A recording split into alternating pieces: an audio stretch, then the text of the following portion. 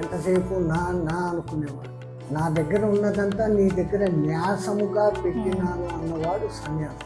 వాడు సమాజంలోనే ఉంటాడు. ఎందుకంటే ఈ సమాజం నాకు అన్నం పెడతాను, పడుకునేకి రూమ్ ఇస్తాను. సో ఈ సమాజానికి నేను ఏదో ఒకటి చేయాలి. సమాజం నుంచి పారిపోయి కాదు. వాడు అందరికీ ఏం ఉపదేశాలు ఇస్తా పోతాడు.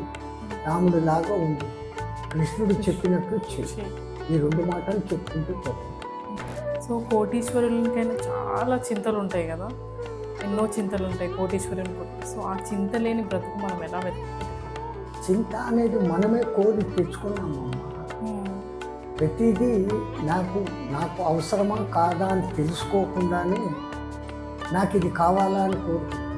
నేను దానికి అర్హున్నా, నేను దాన్ని పొందగలనా, ఈ సంగతులు ఆలోచించకుండా అది చేసినప్పుడు అది ఎట్లా దొరకనప్పుడు చింత మొదలైంది.